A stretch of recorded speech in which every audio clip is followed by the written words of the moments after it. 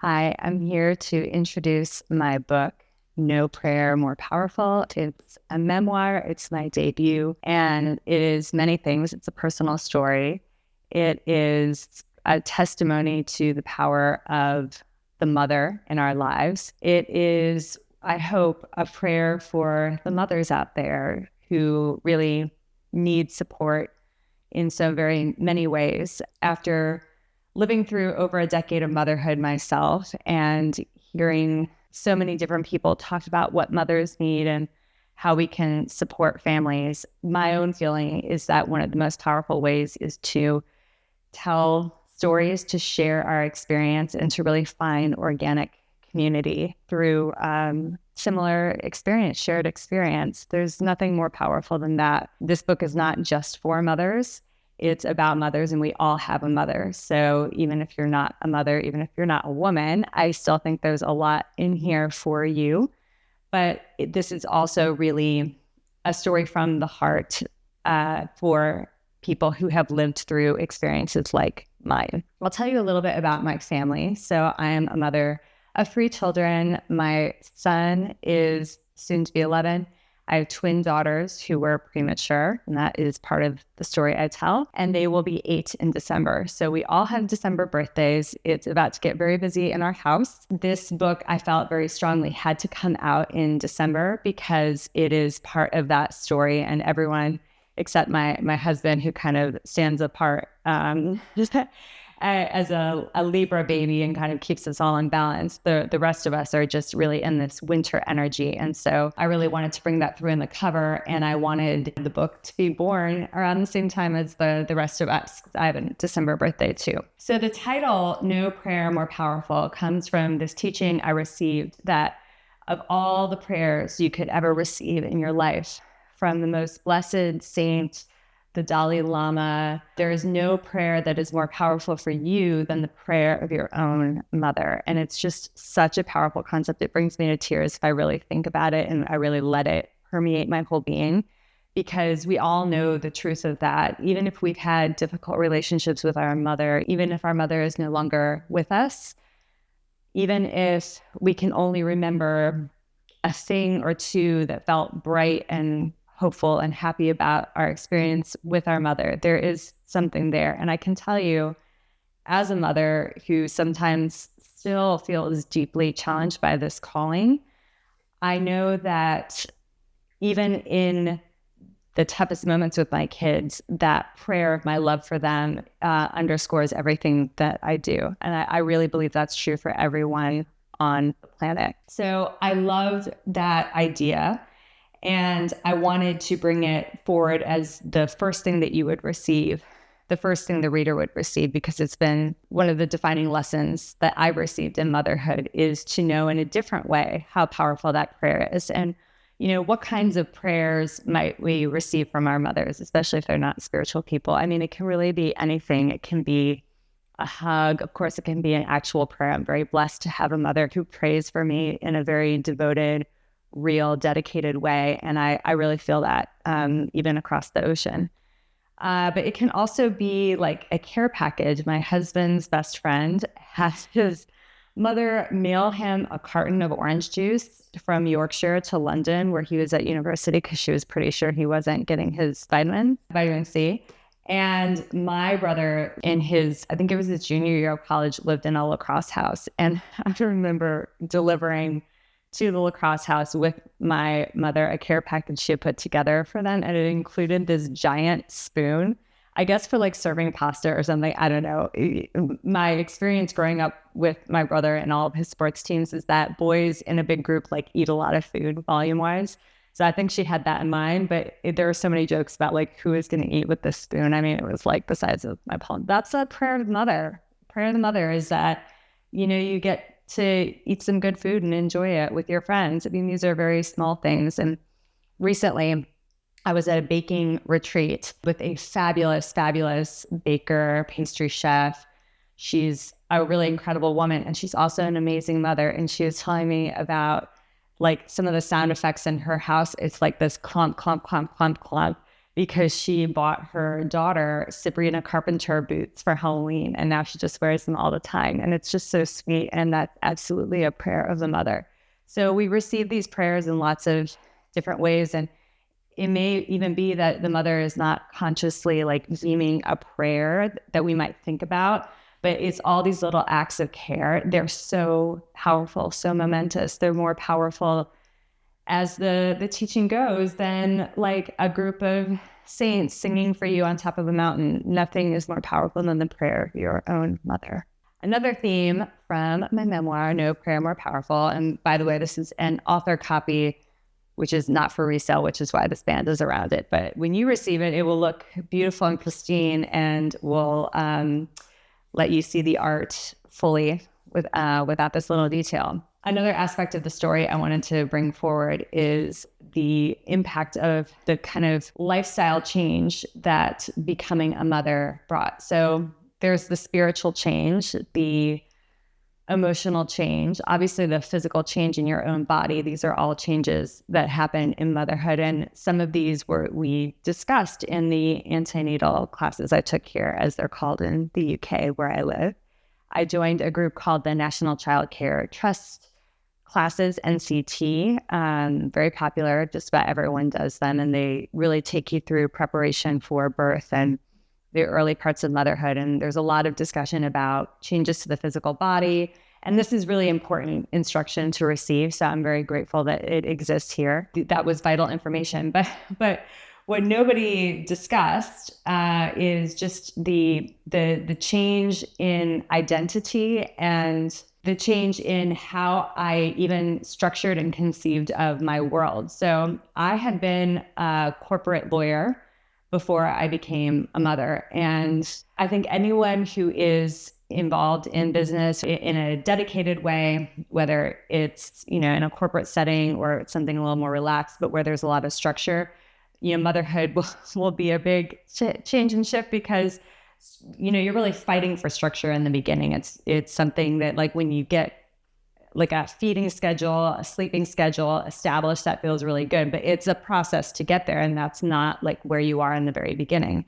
But even more than that, I think that I really struggled to understand that I was going to have to problem solve in an entirely different way. I was used to being in an environment where there were rules, they were followed. I mean, lawyers are really good at making rules and following them. At least we should be. Not everyone, is a good actor in that sense, but it's a world that is about making and enforcing rules, right? And it caters to that type of mindset. And that really got me far in life. And anytime I encountered a problem, I felt really well equipped to figure it out, because I knew there would be rules or processes, and it was just a matter of, from a place of mental agility and intelligence, to be able to figure out the way to get around whatever was challenging me. And that is just not how motherhood operates. Like, I mean, you need structure for sure. I think that is not irrelevant, and it's important to say that, because yes, we follow our intuitions as mothers, and that is paramount.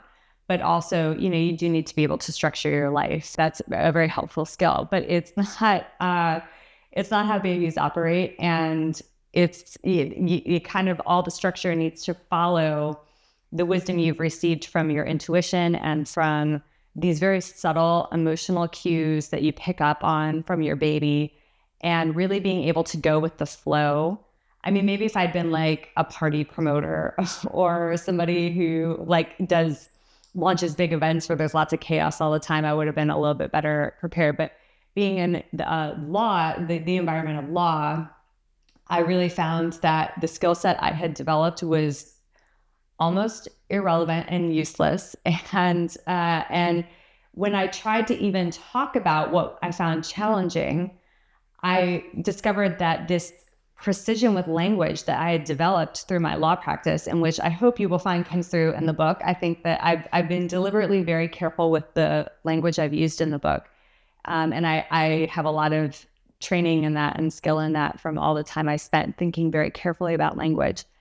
The language that I was used to using and accessing was not relevant in this new world. And I had to develop an entirely new vocabulary even to make sense of what was going on. And that's a really big theme in the book.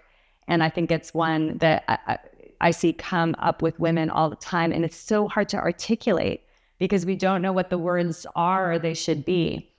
And my hope in sharing my story is not that I'm giving women the vocabulary that they need to describe their own experiences, but I'm giving them the ability to start to think about their own vocabulary for their experience so they can start to tell their own stories. So when you open the cover of No Prayer More Powerful, my memoir, the opening quote, which is not something that I come across, but was shared by my editor with me, is by an academic named Ellen Dissanayake.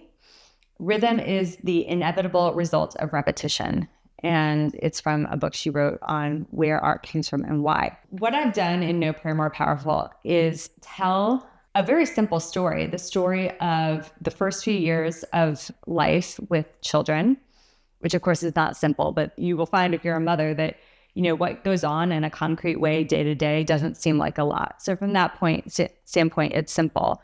And I tell this story again and again through different angles, the result of which, the repetition of which becomes a rhythm and a song that carries throughout the book. And one of the big themes in the book is music in this way, not because I talk about music a lot, but because when we tell our stories, we're creating a song, really. It's the repetition, the singing, the recital of these songs that start to make myths and legends of our own lives. And what do we use myths and legends for? What is the purpose of telling stories in this way?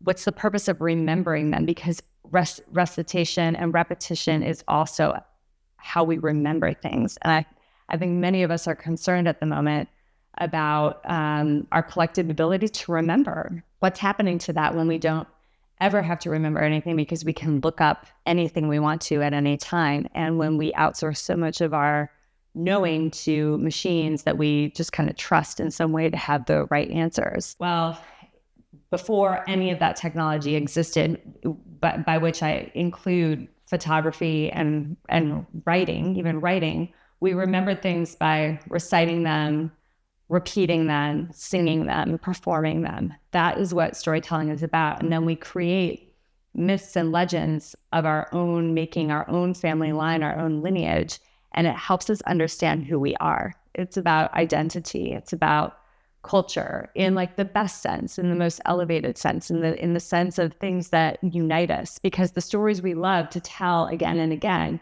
are the stories that bring us together, that really unite us and remind us how much we have in common and how much we love each other, actually. So that's in the opening of the book, that quote about creating art through repetition. And then at the end, I share this story about when my youngest daughter was probably around 5. I took her to Rome, easily done from the UK. It's one of the reasons I love living here. She has had a lot of lung problems. She was premature and had a lot of complications, which I talk about in the book. And we, at this point, had kind of come through a lot of them. On the plane, taking her to Rome, I was reading a biography of John Keats, who is a very famous poet. Obviously, I love him so much. And he died of tuberculosis in Rome, so a lung disease.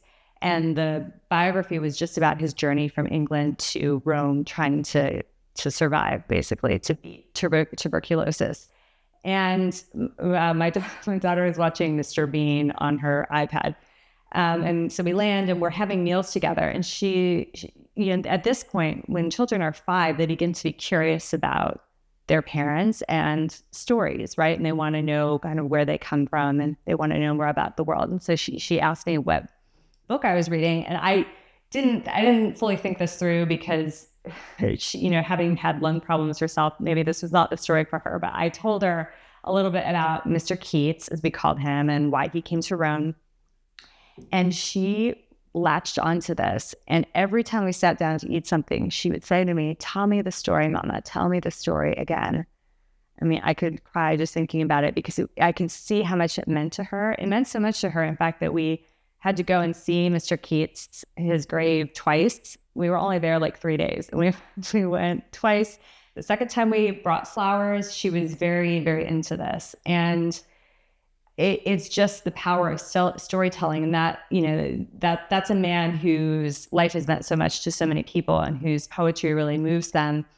And of all the poems I've memorized, many of them are his, because I love his language so much. But what was just as moving, clearly, I think, not only to my daughter, but to other people who have read the same book I did, it was written because people care about it, is, the story of his life, and that story of, pilgrimage for the sake of health, that story of trying to survive something and going to great lengths to do that. And that obviously really struck a chord with her. And my hope is that there are aspects of my story that I have mined and crafted and polished and set really beautifully, like a beautiful piece of jewelry for you to experience. And that by cutting facets into the story, almost as a jeweler would a beautiful stone, you can see more of the light that the story brings forward,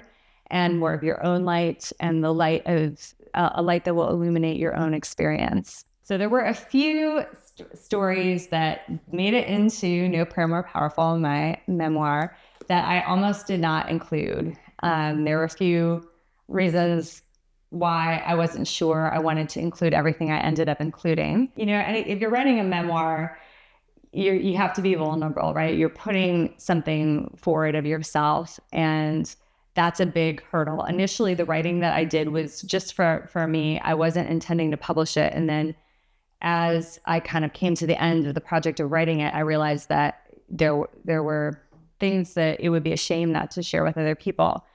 Nevertheless, there are some very vulnerable shares in here, and I wasn't sure I wanted to include them. And I would say actually the whole first section, so it's a story told kind of in vignettes and through different formats. And the first section, actually it's part 2, Love and Letters. It's all these letters I've written to my children, and it tells various aspects of their story in different ways and in different settings. And it's a really interesting kind of matrix of storytelling that brings these threads together, and they're all kind of woven together and interdependent in some way.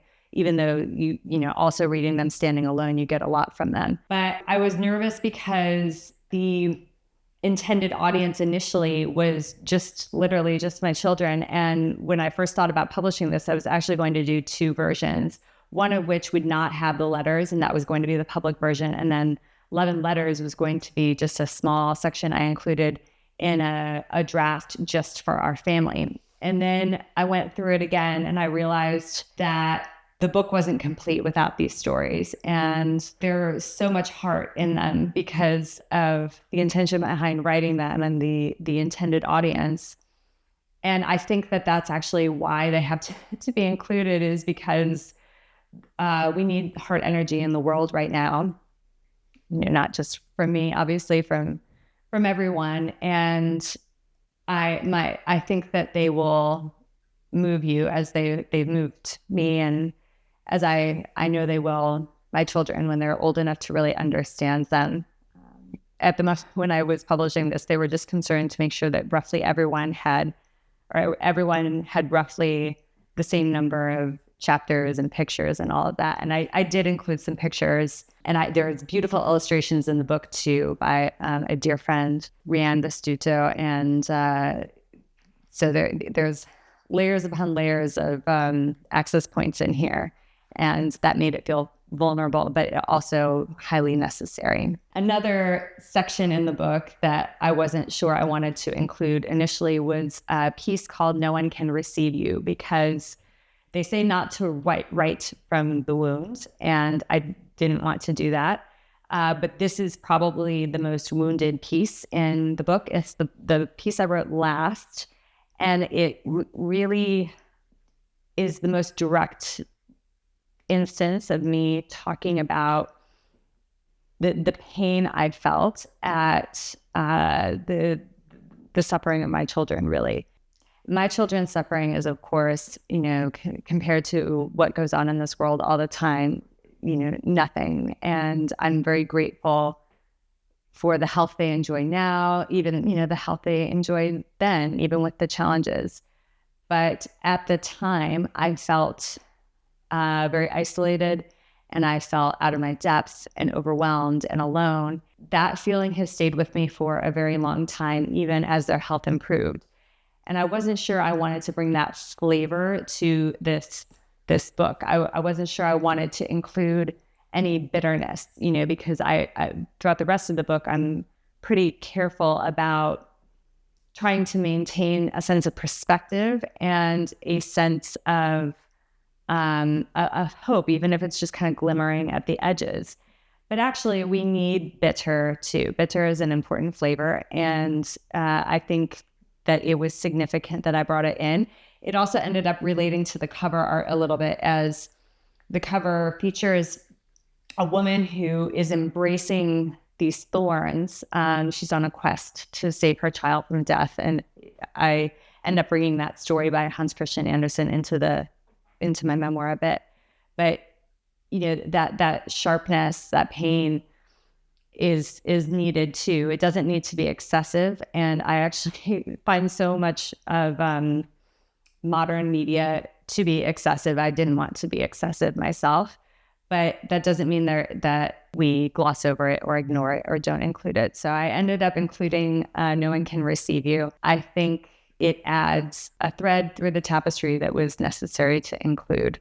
And so even though it was a challenging choice, I'm glad that I did so in the end. There was one piece in my memoir, No Prayer More Powerful, that I wasn't sure I was going to include because I thought it might ruffle feathers a little bit. This is not like a celebrity tell-all. I'm not wagging fingers, naming names. It's not spicy in that way. Although, there's a little spice in there too. But I wrote this piece called Little Bitches. That's what it's called. And it's kind of a prose poem about a ballet class. And, if you're a dancer, a former dancer, I think that you probably know that in the world of dance, Little Bitches probably fits into that context pretty well. It's I don't know, there's just something about ballet in particular where even when kids are really little, there's just a little bit of an edge. I think that's just, I don't know, that's just a fact or a universal law of dance or something. And I had that experience with my girls. And I think they were 3 at the time. And I ended up writing about it, not because it wasn't from a wounded place. It was actually just really interesting to see, because see how my daughter reacted, because having a daughter as a mother, I get a different insight into the female psyche at a young age, the inner child, maybe, if you will, although I'm very careful to not try to interpose too much of my own experience onto my kids. They're their own people, and they might not be having the same childhood experience as my as I did as a child, or when I think about my inner child, as many of us do sometimes. I try not to conflate those things, but it was really interesting to observe how 2 different girls of my line, of my blood, responded to this situation, and then how I responded as a mother. And it was just a really interesting dynamic. But I also needed to, be a little saucy and just call a spade. And, it was Little Bitches. But I have a lot of love for that. It was probably my favorite baby group that I did with my girls. I loved it so much. So all love, all good. I'm really just creating an archetype, I think, as well in the piece. And it's not even so much about that moment. Nevertheless, that's just how it happens. So I felt this is part of life too. And it's also part of childhood. We get these lessons and these experiences really early on, which is why it's archetypal. It's why I wanted to include it. So I'm glad I did, and hopefully I don't ruffle too many tutus when people read it. So I'm a busy woman. We're all busy. We're trying to keep our brains intact, even as we engage with increasingly sophisticated forms of media and content production. As it gets more and more exciting and enticing to spend time on your phone, like, why bother writing a book? Why not just write a screenplay or do some TikTok videos, or, what's the point of reading? And, I could cite research for you about why it's important to read. A lot of people are doing that now. I've seen everyone from Giles Coren, who's a Sunday Times columnist. I think he also writes for the London Times and other outlets. And there's whole movements dedicated to trying to keep kids off of screens, and because they're looking at education and how we learn and how we process and why reading is better. But I'm not going to take that angle as to why I write personally. I hope that my work will make you feel smarter. And I think it's important to feel smart. We're encouraged to feel dumb. We're told that we're dumb. We're told that we're becoming less intelligent all the time, and, crippled by these machines and devices and things. And I believe that we're still smart. I think we're still smart. I think we can still be smart.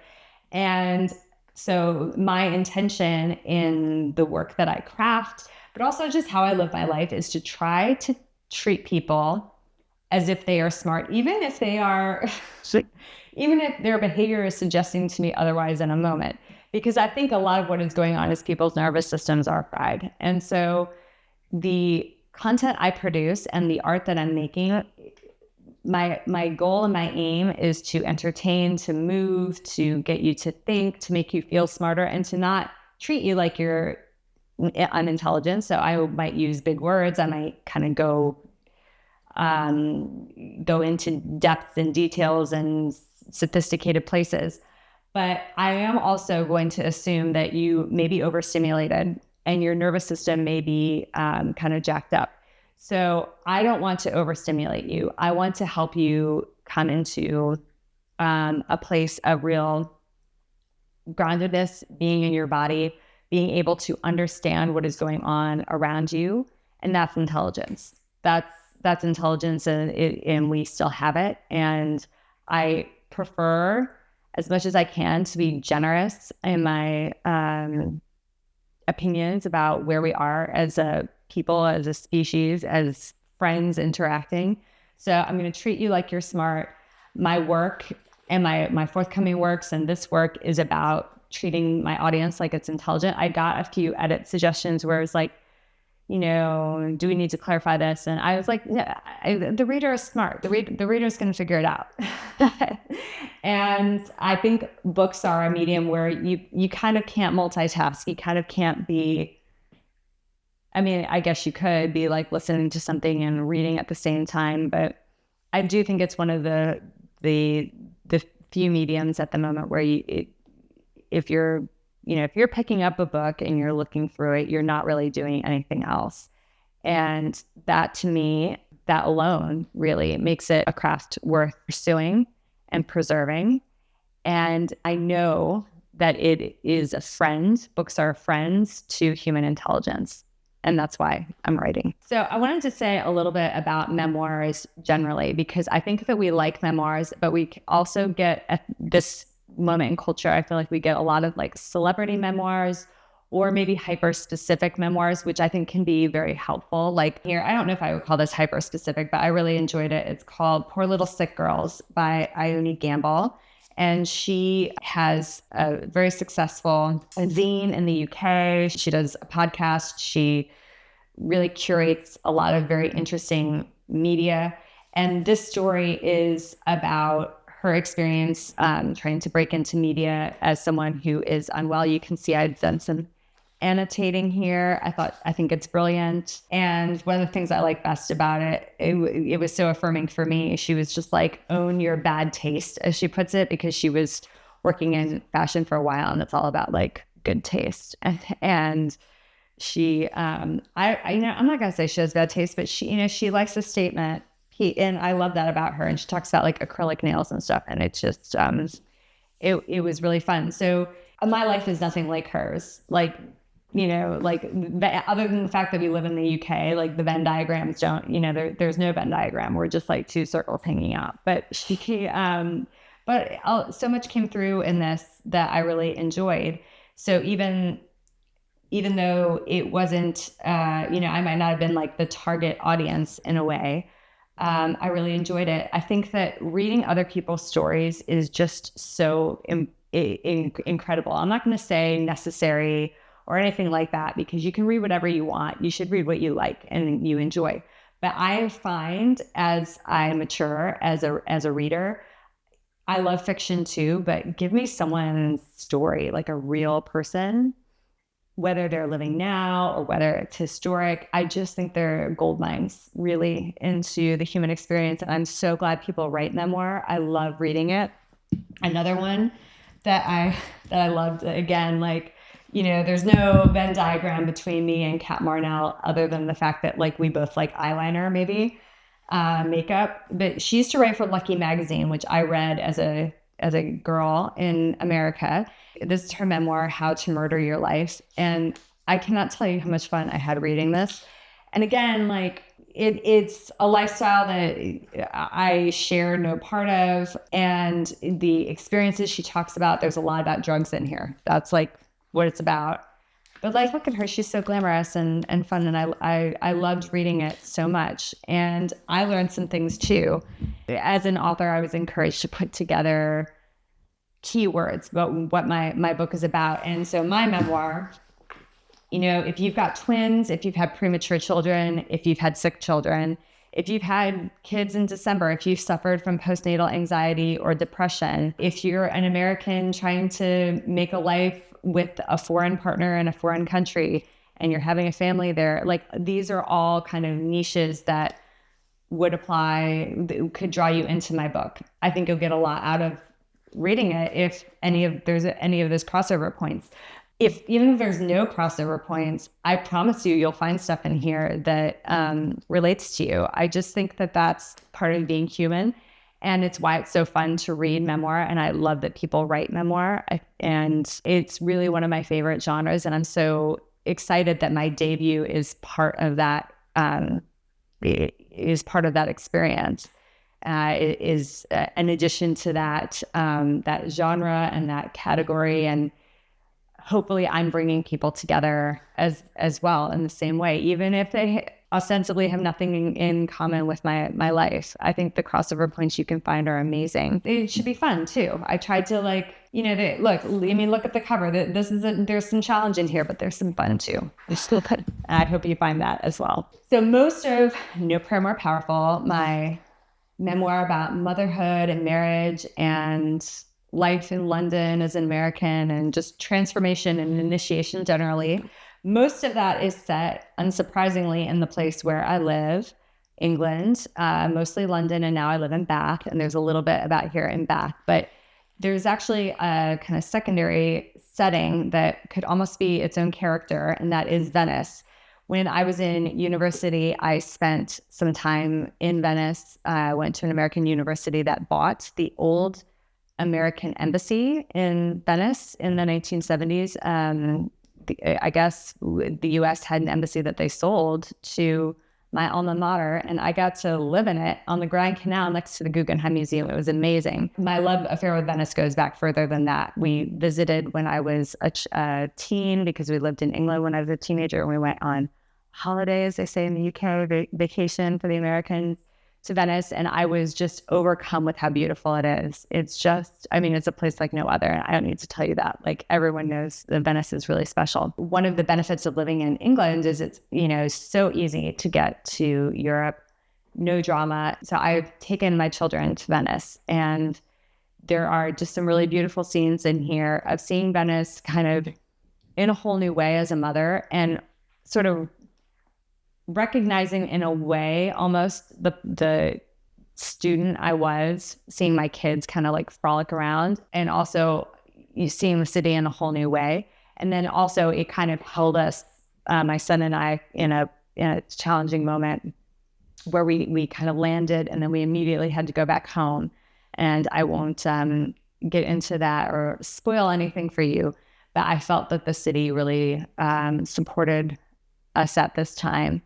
And it's a place I still go back to, and I'm sure it's a place I'll write more about. So if I could tell only one story from No Prayer More Powerful, my debut and memoir, it would be a section called Rescuing Hug.